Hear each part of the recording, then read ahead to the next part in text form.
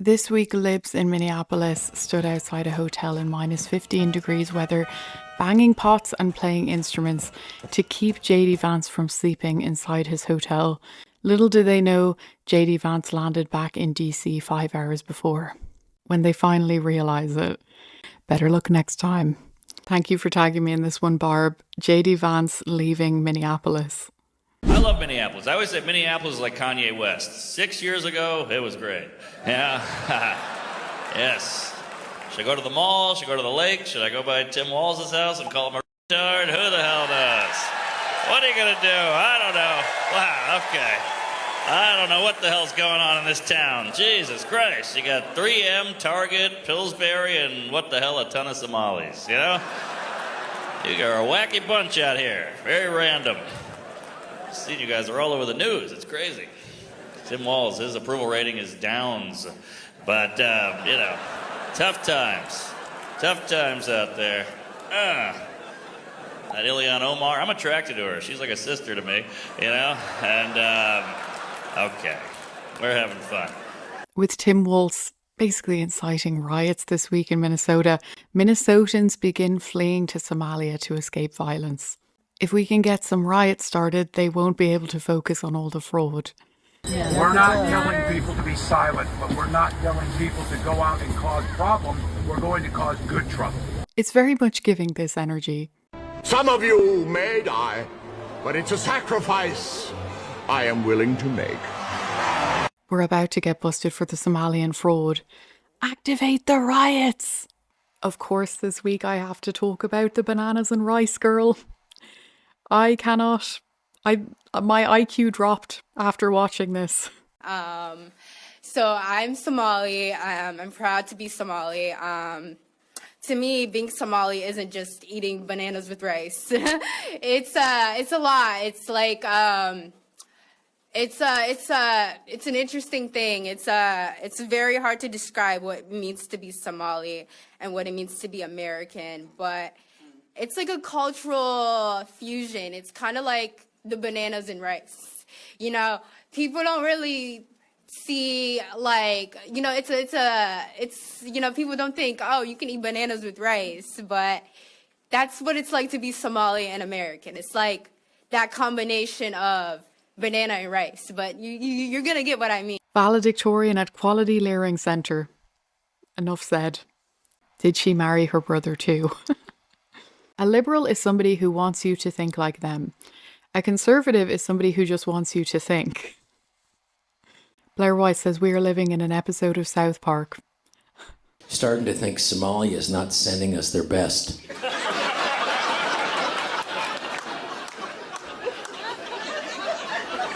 Yeah. Who is letting their kids be watched by Somalian? Didn't anybody see Captain Phillips, that Tom Hanks movie? They're fucking pirates. We are taking over the ship and the child care center. We're doing both. That's how amazing this country is, though, if you think about it. You can come over here from Somalia. You don't even have to be here, you know, legally. You can just marry your brother. What? What an amazing country. Then you can open up a child care center, a Learning Center. You don't even have to have kids. It's the best part. You just get the money. So I'm American. I'm proud to be American. To me, being American isn't just eating a cheeseburger and French fries. It's a lot. It's an interesting thing. It's hard to describe what it means to be American and what it means to be American, but it's like a cultural fusion. It's kind of like the cheeseburgers and French fries. People don't really see, like, you know, people don't think, oh, you can eat cheeseburgers and French fries, but that's what it's like to be American. It's like that combination of cheeseburgers and French fries, but you're gonna get what I mean. What is it with you anyway? Somebody drop you on your fucking head? On my head? Well, yeah, what are they gonna drop you on somebody else's head? How can they drop me onto my own head? No, not onto your, what? God damn it, are you f***ing with me? With reports of ICE babysitting an abandoned child after an illegal immigrant ran away, it's breaking news. ICE has now watched more kids in Minneapolis than a Somali daycare. Leftist media hammer ICE. ABC 91% negative, CBS 96% negative, NBC 91% negative. And one bad dude says, I wonder what's radicalised so many liberals against ICE. He poisoned our water supply, burned our crops, and delivered a plague unto our houses! He did? No, but are we just gonna wait around until he does? Pete Hegseth shared this meme this week, how to avoid ICE. 1, don't be here illegally. 2, don't attack ICE officers. 3, obey federal and state laws. Okay, I think I have a compromise, this whole Minnesota thing. Not everyone's going to be happy. That's what happens with compromises, but just hear me out. We give Minnesota to Canada in exchange for Alberta. Now, wait, just listen. Canada gets what it likes, Marxists and refugees which defraud their welfare system. And America gets what it likes, normal people and oil, lots of oil. I'm just saying it's worth considering. This clip went viral this week of an eagle perched on a traffic camera in Minnesota. Jake said whoever decided the bald eagle was going to be the symbol of the United States absolutely cooked. The aura of these birds is off the charts. You feel something when you see one in person. AT says came in to see WTF was going on for himself. A report came out saying illegal aliens can no longer register vehicles in Texas. Seamus responded, every day since Trump got elected, there's another headline like illegal aliens banned from accessing nuclear codes or MS-13 loses diplomatic immunity. And you're like, wait, they were allowed to do what? Here is Donald Trump's Gestapo terrorizing citizens all across the country. Just kidding. This was Justin Trudeau's Gestapo terrorizing the citizens of Canada in the name of COVID and science. That certainly wasn't pretty. The mirror's cracked, but it still reflects. Oh, that's it. I'm not MAGA no more. Trump done signed an executive order to give Democrats free housing.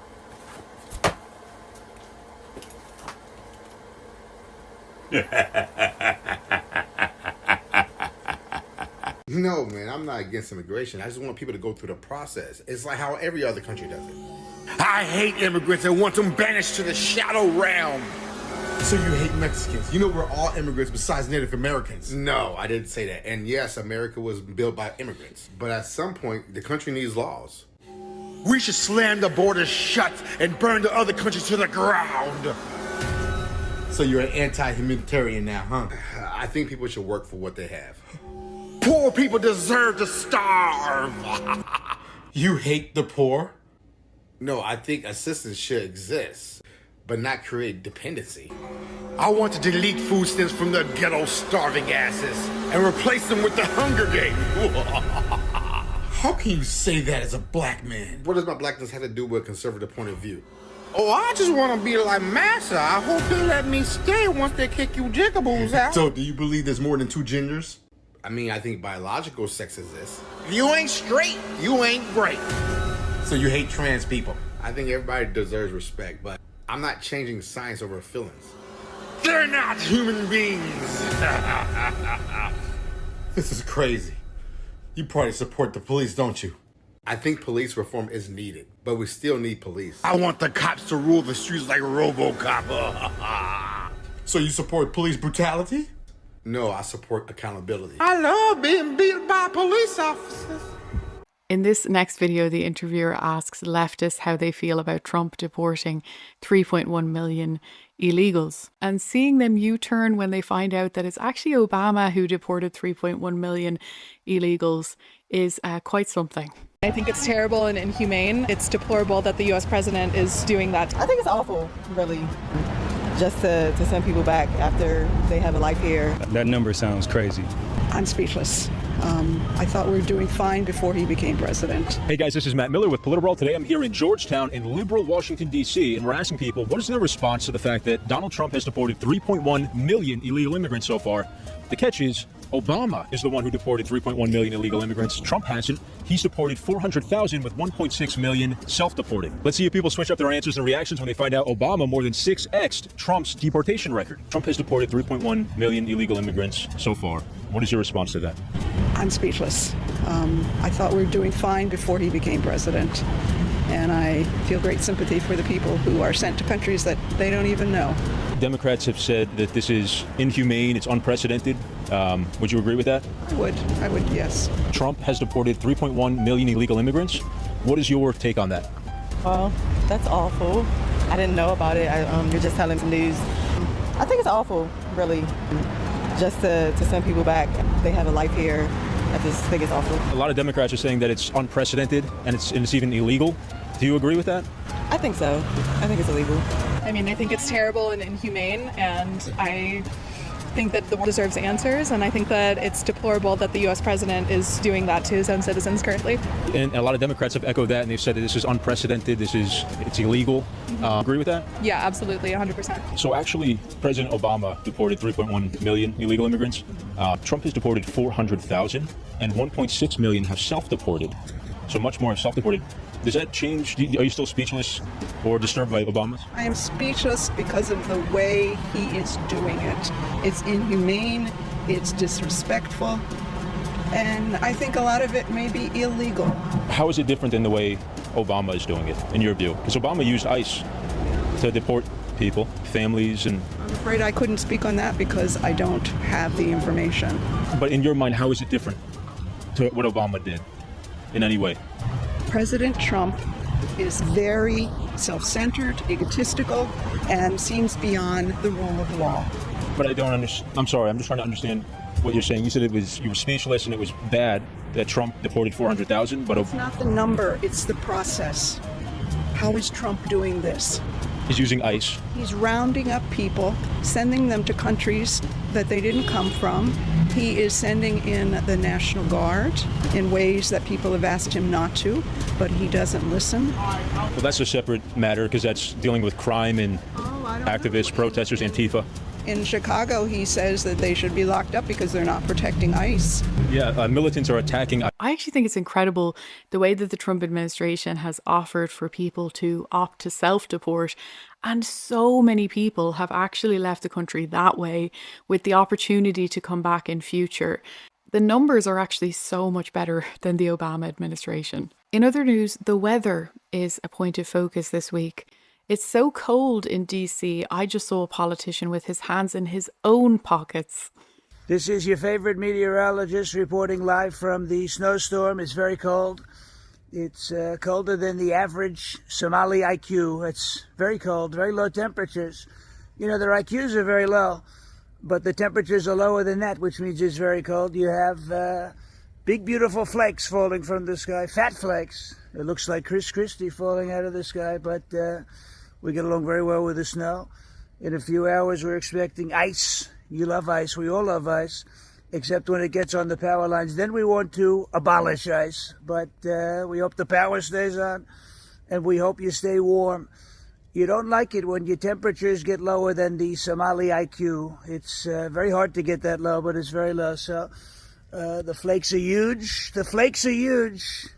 The flakes are fat. Like Chris Christie falling out of the sky. The flakes are fat, but it's a big, beautiful snowstorm, and we made a tremendous deal with Mother Nature, and she's doing a fantastic job with this storm. Thank you for your attention to this matter. Bob Golan says Greenland deploying their weather on us was an unexpected first strike. What are you doing? What are you doing? Nothing. Me? Just hanging around.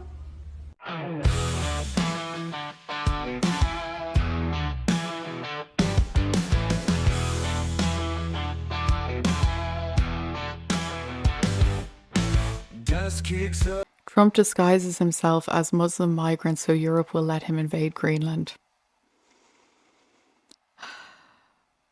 Unbiased Crime Report said the population of Greenland is about 50,000. We could easily send 100,000 plus illegals there, burn their flags, demand free stuff, and then vote in their elections. Or would that be problematic? Would that be wrong to do that? You win? You have a problem with that? You know what you should do? You should sanction me. Sanction me with your army. Oh, wait a minute. You don't have an army. I guess that means you need to shut the f*** up. This week, this leftist ended up in a bit of trouble after sticking up the middle finger at their neighbour's Trump flag, immediately crashed into a parked vehicle because they weren't paying attention. This is the utter essence of leftism in one short video. I learned that racism is passed down generationally, so it's internalized, which makes sense. I was walking home, it was late at night, and this black guy walks towards me, and instinctively, I grab my purse, even though logically, I know he's not for sale. He did steal my wallet, though. So in case you didn't see anything about Trump at Davos this week, this is basically it summarised. Fuck you, fuck you, fuck you. You're cool. And fuck you, I'm out. I think my favourite moment was Trump mocking Emmanuel Macron's sunglasses, his odd sunglasses choice. Emmanuel Macron, I watched him yesterday with those beautiful sunglasses. What the hell happened? European leaders yapping about Trump until Trump actually arrives in Davos and they have to meet him face to face. These great companies coming in. Apple is spending $650 billion. I mean, it's so many. One just announced $10 billion. Toyota. Met Mr. Toyota in Japan. So what's your name? Toyota. I said, oh, do you own the car company? Yes, 92%. I said, you didn't have to be that specific. But I said, you're rich. Yes, I'm rich. Scott Bessent was also on fire with his roasting this week. Very impressed. I think it's very, very ironic that, Governor Newsom, who strikes me as Patrick Bateman meets Sparkle Beach Ken, may be the only Californian who knows less about economics than Kamala Harris. Of course, I can't go without mentioning the penguin this week. This little guy went viral from a nature documentary. He separated from the group and marched resolutely inland away from the sea into the icy expanse of the mountains. Driven by an inner urge, it follows its path resolutely, uncompromisingly, even if it might be its last. And this touched a lot of people. People were very moved by this penguin. Homeland Security said Americans have always known why. Get called a racist and a Nazi, but save your country. Get called a racist and a Nazi, but lose your country. The White House said, embrace the penguin. The penguin does not concern himself with the opinions of those who cannot comprehend. And Secretary Kennedy shared this, the mainstream made us sick, choose the healthier path. You guys know I love a good Trump impression. This man, this Scottish comedian, went viral this week with a pretty good one.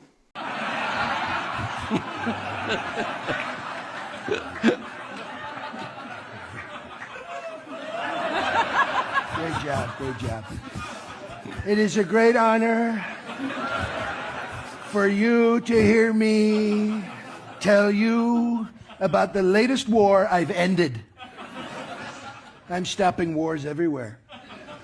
7 since I began this speech, including the War of the Roses, the War of the Worlds, War for Planet of the Apes, War Horse, World War Z, Star Wars, and the Civil War in America. I'm working on that one at the moment.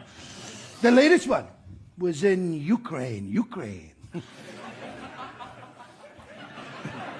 And I said to President Zelensky, not a very nice person, not a grateful person, not a great guy.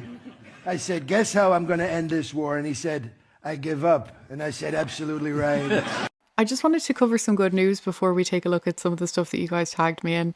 Secretary Kennedy announced that the United States has formally withdrawn from the World Health Organization. Said we're reclaiming our independence, protecting American sovereignty, and putting US public health policy back in the hands of the American people. Also, the Argentinian President Milei is preparing a formal complaint against WHO director.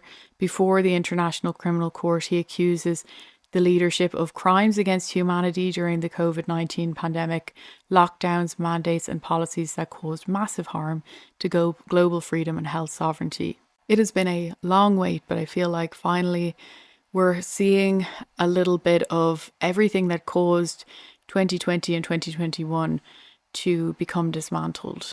Italy bans ground-mounted solar panels on agricultural land. So no new ground-mounted solar panels on productive farmland. It will be used as farmland. Sweden revokes the refugee status of refugees who go on vacation in their home country. The reasoning, if the situation were so dire, they would never go there on vacation. It seems super obvious. It's, you'd think that was just in place anyway, but it's a small step back towards sanity. In other good news this week, JD and Usha Vance have announced that they're pregnant with their 4th child. Marco Rubio finding out he's the Vance's new nanny. Of course. They actually shared a photo from the ultrasound. So cute. Definitely looks like JD. And just one lighthearted one that I wanted to share with you before I move on. There's an indie wrestler who goes by the name Jesus, and his entire gimmick is wrestling matches without ever laying a hand on his opponents. Have a look at this.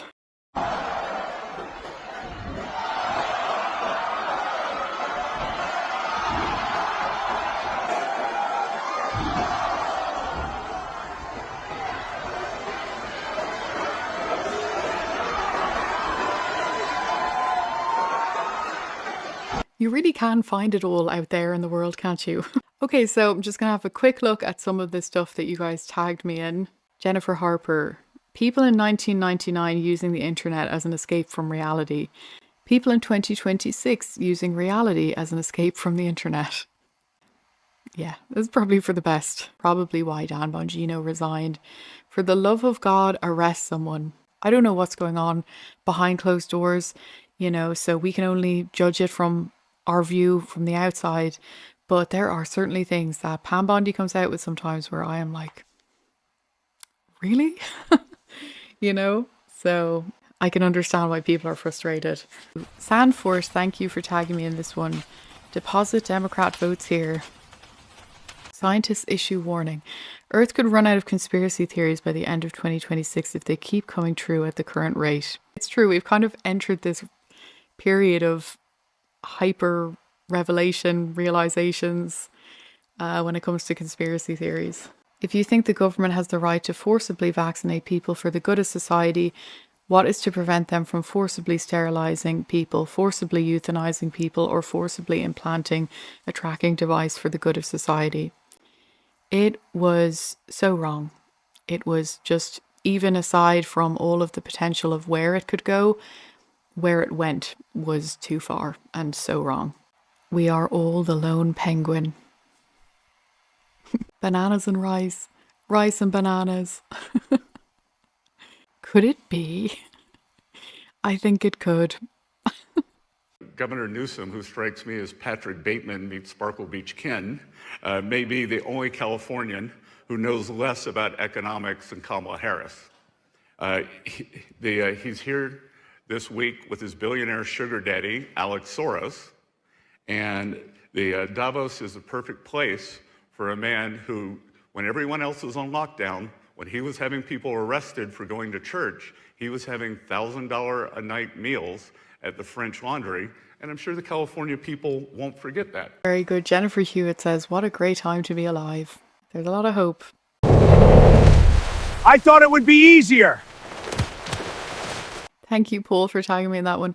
I tell you, it's not easy. It's so complicated and intricate. In my opinion, they're doing an incredible job, just given how much fraud, how much just mess there has been within the government and globally. It's just crazy. I just want to take a moment to thank you guys for your Buy Me a Coffee donations in the last couple of weeks. Thank you so much for supporting the channel. We've got a video here from Douglas Thorpe. He said, we texted a couple months back about the Lewis Island revival and his mother's Bible, but did you know the following? From Grok itself, this never made the news. Donald Trump's Scottish mum, Mary Ann MacLeod, grew up on the Isle of Lewis during the Roaring Hebrides revival. Think late 1940s, villages on fire with prayer. Her dad, an elder in the strict Free Church. She soaked it in as a girl, spoke Gaelic, kept that deep faith when she sailed to America in 1930, married Fred Trump and raised her kids with the nightly prayers. One gift she passed to little Donald, that slim red pocket New Testament inscribed to my son Donald with love, mother, plus a Proverbs verse. Simple, heartfelt. He swore on it for both inaugurations, 2017 stacked under Lincoln's and 2025 again. Then Butler, Pennsylvania, July 2024. Assassin's bullet grazes his right ear, keeps flying, slices through his left suit pocket, and scores that Bible right over his heart. Same bullet, straight path, ear nick first, jacket torn. I don't know if I saw the jacket torn. Pages gouged, left a visible crease they never fixed. From Holy Ghost winds off Lewis to surviving around meant for the chest. Full circle, divine irony, whatever you call it. Hey, how you doing? I texted you a while back about Trump and a Bible and the Lewis Island revival. Well, here's some more information I got from Grok, and it's more outstanding than I thought. He actually had, if he had not had his Bible in his pocket that day, he'd be dead. So, take a look. Love your show, me and my wife both. Bye. Thank you so much, Douglas, for sharing that. That's fascinating. I've never heard that, so I'll have to have a look into it. And I'm so glad that you and your wife are enjoying the channel, and thank you so much for your support. Thank you also to Cindy, who said, howdy from Texas. Emily, you're a breath of fresh air in this crazy world. We love watching your memes every week. Thanks for bringing a little sunshine to our lives. P.S. Love your sweet fur babies. Thank you so much, Cindy, for such a lovely comment. And I'm so glad that you're enjoying the videos every week. Jim Bob, it's lovely to hear from you again. He said, thank you for your continued series. It seriously has become something I look forward to every Monday. Yesterday, on the 12th, your YouTube didn't come in. I was distraught, but I woke up to your post on Tuesday. Keep it up. You're great, kind-hearted, and I love your sense of humor. Oh, thank you so much, Jim. I'm sorry that it caused you distress. Yeah, sometimes the editing takes longer than I expected to. But don't worry, I'm always here. It's always coming. Kitty said, I've asked my Liberal brother to give you a try as maybe the gentlest wake up. He said he would because he loves me. There's hope. Well, that is honestly so lovely. That's really great that he has an open mind like that, and I'm so glad that you feel that my videos could possibly open his mind a little bit. Thank you so much. Yeah, thanks, Kitty. Art J, thank you so much for becoming a monthly supporter of the channel. They said, my wife and I look forward to your weekly show so much. Thank you. I do. I always love hearing that couples are watching the show and enjoying it together. And yeah, I'm so glad that it's bringing you guys enjoyment. So thank you. I'll take a look at more next week, but that's it for today. Thank you so much to everybody for your support. And it's not just the Buy Me a Coffees, but just thank you for watching. Thank you for sharing your thoughts and your opinions, everything. It's just all awesome. I hope you guys enjoyed this one, and I will see you next time.